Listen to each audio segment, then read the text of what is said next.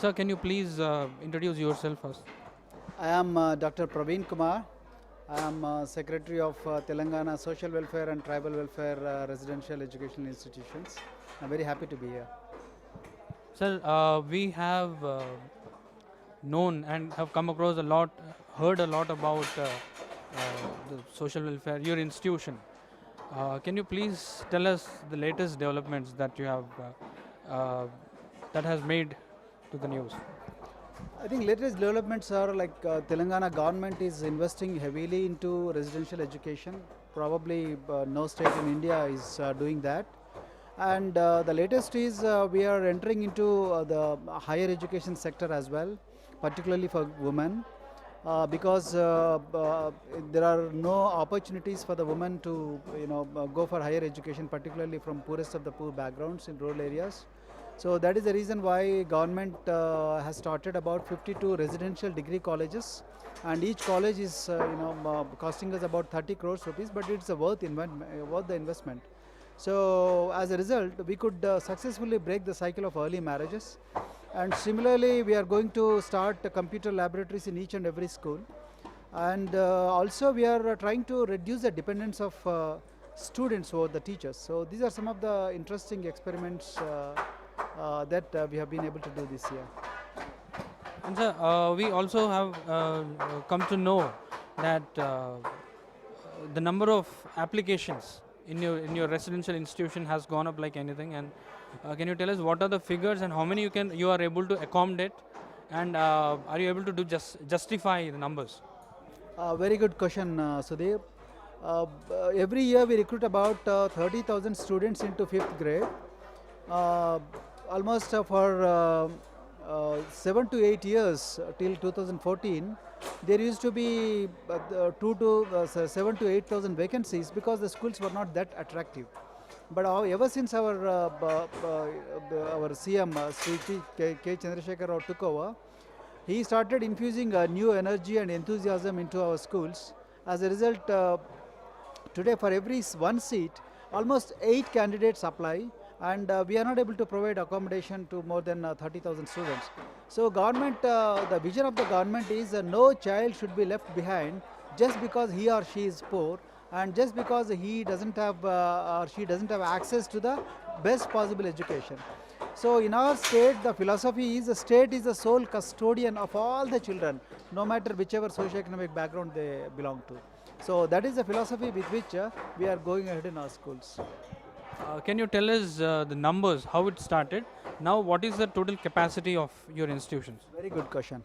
So we have about 815 schools. As of now, we have the capacity to accommodate about 3 lakh students.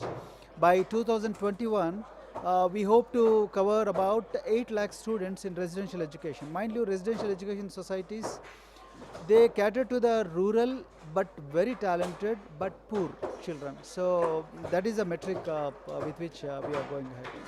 Sir, can you take us through at least 5 points of your initiative, Earn While You Learn, which we cannot see in other the government institutions? See, earn while you learn is a very interesting concept wherein students, they teach themselves, and then they not only teach in their classrooms but they go to other schools and then teach, and then uh, to reach as many students as possible in the states of Telangana and Andhra Pradesh, our students also come to a live television studio, that is TSAT, is a state-owned television, which is extremely popular in the state of Andhra Pradesh and Telangana. So these students, they come, and then they come very well prepared, and then they come to the studio and then they give live lessons. So for every 1 hour, we pay the students 1,000 rupees, and the best lecture at the end of the year would get about 25,000 cash prize. So this has triggered a huge competition among all the students, not necessarily the brilliant students, all the students, to get the top spot. So, and similarly, the parents who are poorest of the poor, they are really mesmerized the way these children are teaching in the televisions, and then they are handling the questions from the audience, and that is a dream come true for the parent. That too in English. So English is something which was away from these people for centuries. But today, poorest of the poor kid in the most interior part of Telangana, in the most inaccessible forest also, he is able to speak in chaste English only because of the vision of our Chief Minister. Sir, now can you also tell us about the integration of technology, the modern technology in your institutions? Yes, one is of course I have just said that we are into state television network. Then we are using KU band, and then now we are also, our government is also in talks with ISRO to have a satellite connection so that we can have a direct to home connectivity. Then second is we have started tablet laboratories in 14 schools on a pilot basis, and shortly we will be increasing the number of tablets in both social welfare and tribal welfare. And third, we have started information kiosks in most of the schools on pilot basis. If it clicks, we are going to increase the number of information kiosks. And fourth, of course, is we have started computer laboratories, and the number of computer laboratories are only 35 now, but this year we are going to increase them into another 100, add another 100 to the number. And sixth is, on an experimental basis, we are also going to set up robotic laboratories in 5 schools. So these are some of the glimpses of our IT interaction in the schools. Sir, this usually the kind of activities in your institutions are being done is somewhat out of the general tradition of the government institutions. But we have the swimming pool, horse riding, many other activities. How are you able to fund all of them? See, government, for as far as residential education is concerned, absolutely there was no problem about funding, and we are all grant-in-aid organizations. We are supported by government 100%. So we all report to the welfare departments, and then every welfare department has a very committed budget. So budget has never been a problem. The problem has been bankruptcy of ideas. So ideas were a problem, but budget has never been a problem in Telangana state. So our Chief Minister is very particular. All our institutions are placed in green channel. So once you are in green channel, nobody is going to put spokes into the flow of budget. So budget has been very seamless so far, not a problem. We have talked a lot about, known about the institution. Can you tell us when was it founded and what was the vision, actual vision about it? These institutions were founded in 1984, and the vision was, as I said, the poorest of the poor people should get the best possible education. It started with only 3 schools, but now we have 815 schools. So the vision was to give the best education to the most marginalized, the most neglected, underserved people. So, and then that worked. Now today these institutions have produced so many IAS officers, IPS officers, wonderful scientists, hundreds and thousands of software engineers who are working in India and abroad, and lots of teachers and doctors and the nurses, engineers. There is no dearth of engineers from this society. So it has a very powerful alumni network called SWEROS. So I think this is the 4th decade of these institutions. Right, sir. Sir, under your supervision and guidance, I as a journalist have seen a lot of work happening. Can you tell us that you come from a background of IPS background, and now you are doing this work against your actual role? So can you please tell us about your vision and the idea behind? Sudhir, it's a very interesting question. So I'm very happy to share with you that I am the product of these institutions. And then I completed 22 years of my service in police department. But I was never, I was really happy in police department, and I got all possible, best possible medals in police department. Still, I thought something is missing in my journey. So I thought I was very passionate about giving back to our children whatever I could not get as a student. So this is what drives me every day. So today the student population in the rural and interior areas, they require a role model. They require a constant mentoring. They require new ideas. They require a connection with the new world, and they require a connection with other countries as well. So this kind of, when government is supporting so much, then I couldn't sit idle. So I thought I should grab this opportunity and then connect government to these children, and then these children to the outside world. So that is what driving me every day. And we see that there is a lot to learn from this institution.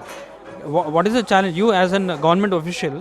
What is the challenge you see that is existing in the government system now, and what they can adapt so that similar ideas can be replicated in other states also? See, the challenge in government sector has been the lack of consistency.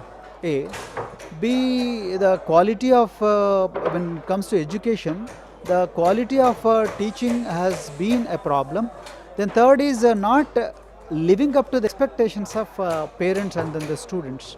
Probably these three have been major, the gravitating factors. They pulled the the system down.